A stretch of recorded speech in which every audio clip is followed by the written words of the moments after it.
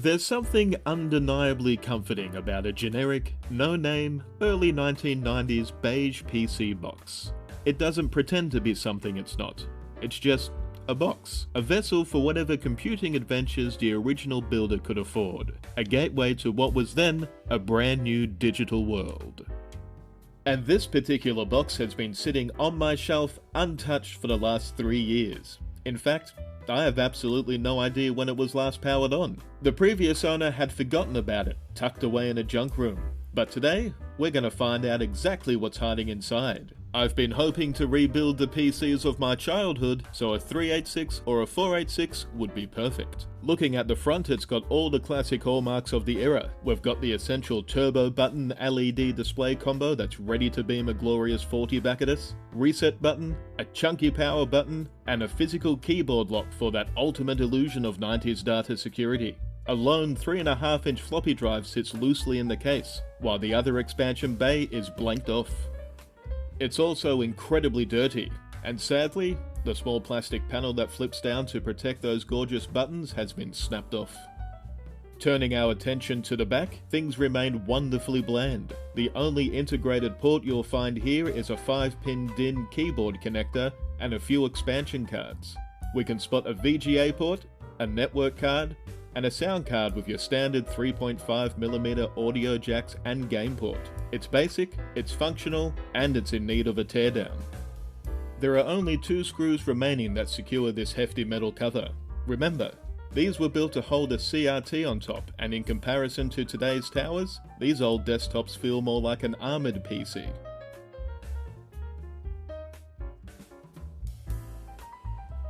Oh boy. Aside from the inevitable layer of vintage dust, the first things that catch the eye are some rather creative mounting solutions. The hard drive here is holding on by a single screw and is being supported by a pile of scrap cardboard. The floppy drive isn't doing much better, sharing a very similar cardboard mounting solution. As my father used to say, sometimes you have to make do with the canoe. If you do not have the proprietary mounting bracket, you gotta do what you gotta do. But far more concerning is the power supply. Looking at it, we've got some dodgy wiring here. It's so bad that it looks like I might have worked on this before. But before I flip on the switch to old Sparky, this PSU is going to need to be opened up for inspection and some proper repairs done to be made safe. Looking across the motherboard, we've got 5 16-bit ISA slots and a lone 8-bit ISA slot. But to see what we're really working with here, we need to start pulling these expansion cards out. First one out is the graphics card, and it is grotty, but under the grime we can see that it is a Trident 9000 series, specifically the TVGA9000i-3. If you built or bought a budget PC between 1992 and 1994, there is a massive chance you had a Trident 9000 series card. This was the quintessential entry-level Super VGA controller. This card shipped with a whopping 512 kilobytes of video memory. Trident cards from this era get a bit of a bad rap from the retro community for having notoriously slow Windows acceleration, but for pure, unadulterated DOS gaming, they are absolute tanks. They are highly compatible, well supported, and perfectly period correct for a 386, and this one is in need of a deep clean. It really is dirty. Next is our network card. Looking at it, we can see it is a no-frills clone from the era, likely used to connect this machine to a local area network. Since I won't be hooking this PC up to a LAN anytime soon, this likely won't be making a return appearance in the final build.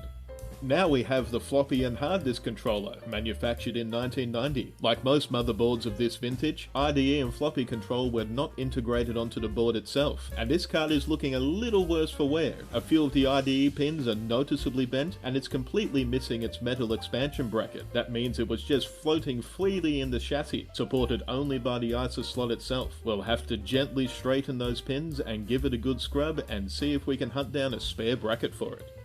Finally, we have the piece of hardware that truly defines a DOS gaming PC, the sound card. Ah, it's a Crystal CX4235. Some vintage audio purists might flinch at the sight of this card due to its reputation for having a poorly cloned FM chip. However, the CX4235 is a highly integrated card that arrived a little bit later on in the 90s. It offers excellent Sound Blaster Pro compatibility and features a surprisingly low noise floor compared to some of the noisy creative cards of the era. Granted, the built-in FM synthesis engine is pretty broken, but we can easily work around that by plugging a MIDI controller into the game port and looping the audio back in. It's a budget-friendly option of the time that ensures almost every DOS game from the early 90s will boot up with proper digital audio and music without a fuss. Some might be disappointed, but its budget quirkiness matches my childhood PC experience perfectly.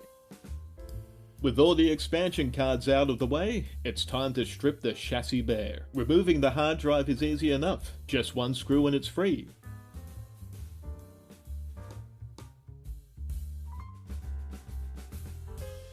It appears to be a Quantum Pioneer branded drive dating from April of 1997. It's beautifully encased in dust. I believe it's the 1GB variant based on the serial number. Plenty big enough for my DOS setup. Hopefully it still spins up and we can see what secrets are trapped inside. Time to remove the cardboard. And wow, there is a lot of it. Honestly though, I love it. This PC is like an old car that somebody just kept running using whatever they had on hand. The floppy drive is a breeze to remove since it was just sitting there. It's a Sony drive from December of '98, complete with the word BAD written on the label. If we're lucky, we just might be able to bring this baby back to life. And finally here it is, the cardboard expansion bay base. It's a beautiful piece of engineering really, but while I love the charm, I feel a lot better knowing this PC is going back together in a more permanent, stable fashion. Time to extract old Sparky. It's a Moretec branded 200-watt power supply made in 1998. The internals will definitely need a thorough going over before we apply any mains voltage, and I'll likely change out the electrolytic caps on the secondary side just for peace of mind. With that set aside, we can disconnect the remaining wires from the motherboard. Remember, always take a photo of where everything plugs into the board. Even if you have the manual, you can never have too much information when it comes to dealing with retro setups, especially if someone else has been inside it before you. With that done, old Sparky is free. All that remains is the motherboard itself. With no screws securing it to the tray, the board simply slides to one side and lifts right out.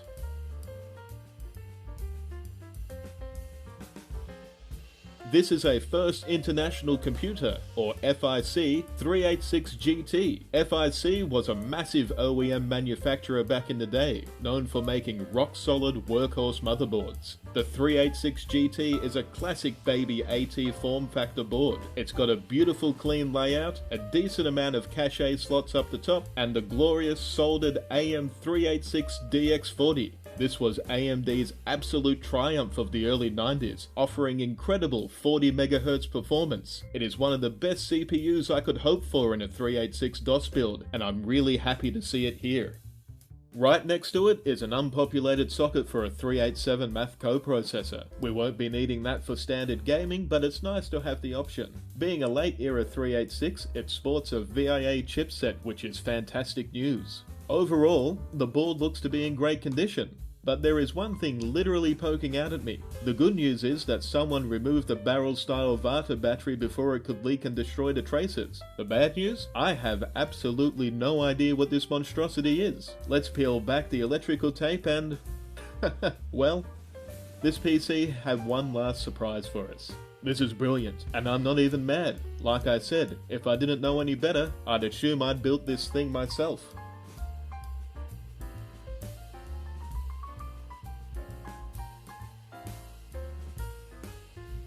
Let's take a closer look at the RAM modules to see what kind of memory capacity we're dealing with. We have 4 30-pin SIMM slots here, fully populated with 1MB modules. That gives us a grand total of 4MB of RAM. For a 386, 4 megs is the sweet spot, giving you more than enough breathing room to comfortably run the DOS games of the era. So, let's take stock of what we have here on the desk. What we have is a budget-conscious, late-era 386 PC from the early 90s, something very similar to what I would have used as a kid. It seems to have been given a second lease of life around 1998 with a 1GB hard drive, the SONY floppy drive, and a replacement PSU. It's not flashy, but that's exactly what I like about it. The combination of a 40MHz 386 and 4MB of RAM is fantastic for DOS compatibility. The Crystal sound card ensures an easy setup, and the Trident VGA card is as reliable as a brick. However, we have some serious cosmetic and structural issues. There's a broken front panel, a complete lack of proper drive brackets, a missing expansion slot bracket on our RDE controller, and that questionable electrical-tape-laden power supply. The plan moving forward is simple. I've got to crack open the power supply, replace the capacitors, and tidy up the wiring using a multimeter and some proper heat shrink tubing. I'm operating under the assumption that it worked previously and hasn't fried the board. I'll also have to devise a proper solution for the CMOS battery. As for the electronics themselves, they need a bath. Every single one of these boards is going to get a deep scrub with isopropyl alcohol and a degreaser to strip away decades of accumulated dust and grime. We'll also completely disassemble the case to clean it thoroughly and fabricate some custom drive brackets to keep everything secure. So, this is where we're going to leave our 386 build this week. This has turned into a bit more work than I initially bargained for, so this will be part 1 of a complete revival. My ultimate goal for this machine is to perfectly recreate the exact PC experience of my youth. Once everything is cleaned, serviced and bolted back together, we're going to boot straight into X-Tree Gold. I can't wait to play Commander Keen, Catacomb 3D, Street Rod 2 and so many others. And of course, we'll jump into QBasic and mess around with some rudimentary code. But first, we clean. Thank you all so much for watching, and I'll hope you'll join me next week for part 2 of this 386DX revival.